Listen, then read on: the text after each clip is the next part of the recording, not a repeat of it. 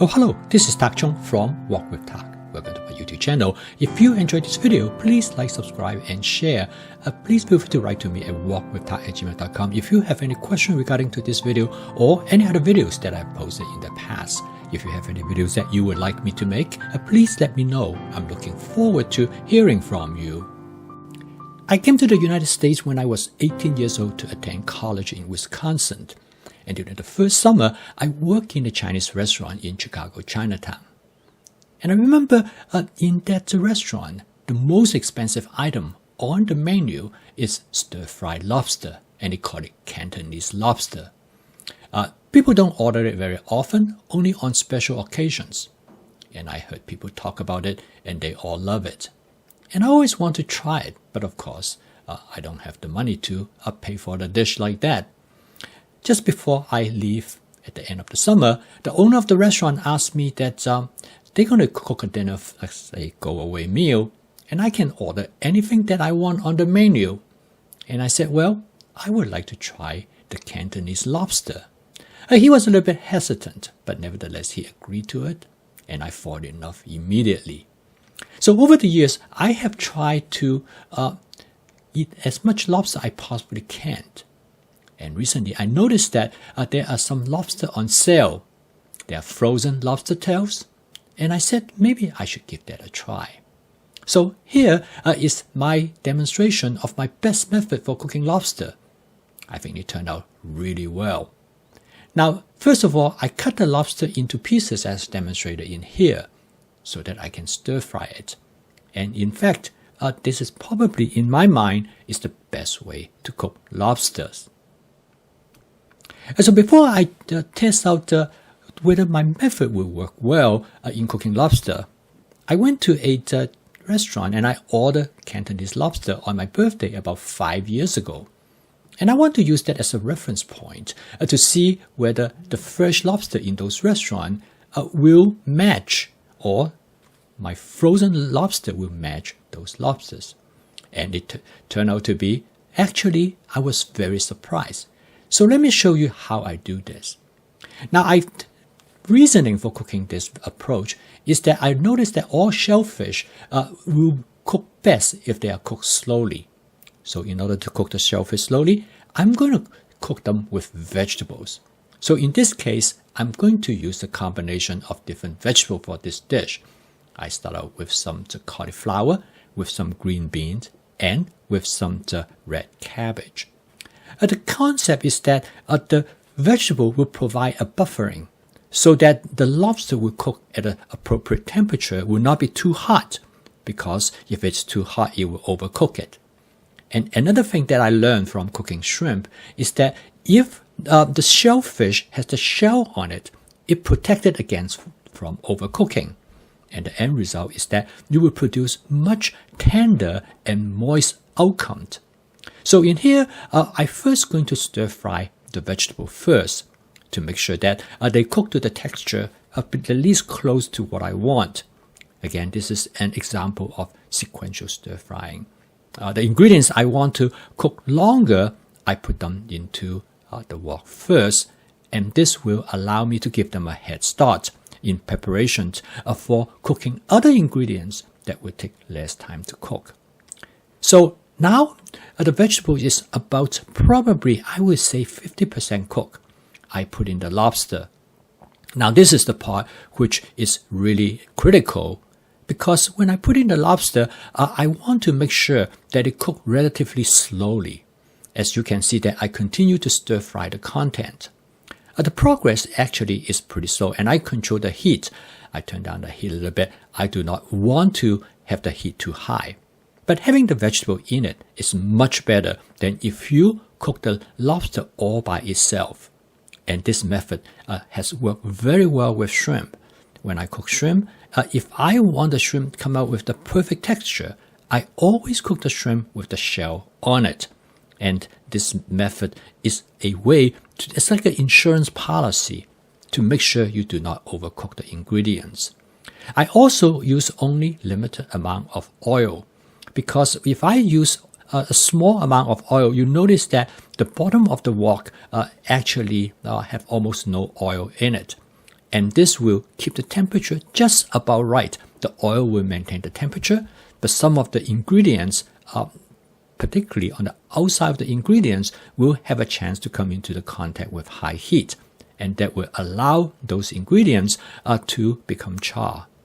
I continue to monitor, make sure that I do have enough oil so that I do not burn the ingredients, and I continue to stir fry all the content. Now you notice that there's one piece which do not have shell on, and I took it from the wok because I know I'm going to overcook it without the shell protecting that piece. And it actually turned out to be the case. Even when I removed from the wok, this piece was already overcooked. But the rest of the lobster pieces, because of the shell, it protects them from overcook. Now, how did you tell the lobsters are properly cooked? Well, several ways. One is that the shell will change color. As you can see now, it changed into a red color. You will also notice that the meat on the outside of the shell will start to turn slightly white. And again, I add a little bit more oil to make sure that I have enough oil in it. But at the same time, I do not want to have too much oil because I do not want the dish to be too oily. So by now, everything is almost done. And I am getting ready to add some of the final ingredients to the wok. I add some mushroom. Again, this is part of that sequential cooking approach. The mushroom is added toward the end of the cooking process because I want the mushroom to have relatively intact texture. And this is how my wife enjoyed it. And quite often, you do not want to overcook the mushroom too much. Okay, I threw that piece of lobster back to the wok, and so now I'm basically pretty much to the final stage of this cooking process. Next, I'm going to start season the dish. I'm going to add just a touch of oyster sauce because this dish is going to already have great flavor, of course, with all the different ingredients as well as the lobster in it, which will provide a rich, complex flavor. And the oyster sauce is mainly used to basically to provide additional umami flavor to the dish. So the dish is now almost done. And then actually by now I have turned off the heat. Now I have a electric burner, so the heat will persist even though I turn it off. So that's why I turn it off at a pretty early stage. I add some Shaoxing cooking wine, and now I just mix everything together. And finally, I decided I'm going to add just a touch more oyster sauce and to create a richer sauce.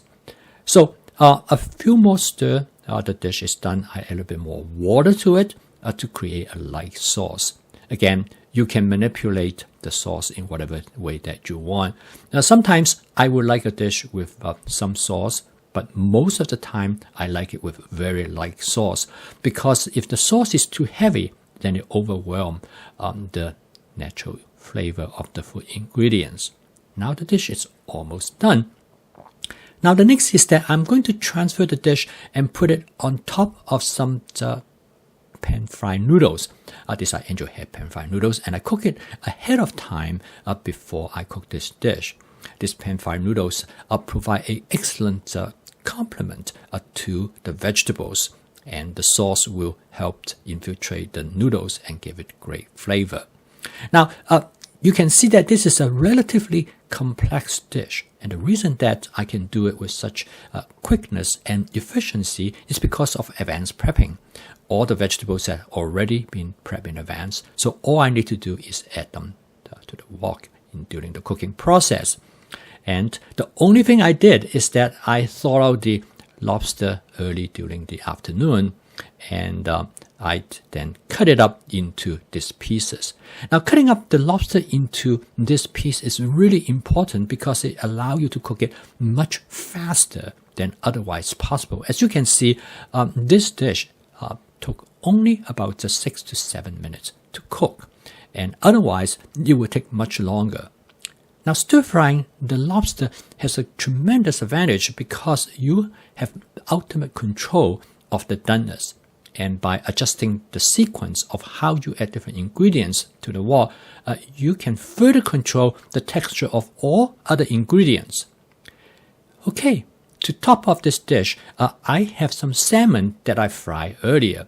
Now this dish really basically serves two purposes. One is that I love lobsters. My wife prefers salmon. So I shallow fry some salmon early on. Again, I have two kinds of salmon. I have an Atlantic salmon and a cohort salmon, which I bought on sale for the July 4th holiday. And so this provides a dish that makes everybody happy. And this is what makes home cooking so special, is the ability for you to tailor a dish exactly how you like it. And you can combine different food ingredients that it would not be possible if you have other people to cook for you. So I post a video each day to help you to make home cooking as part of your daily routine using my fast cooking system. If you'd like to learn more about this cooking system, please subscribe to this YouTube channel. And so keep on cooking. I will see you tomorrow.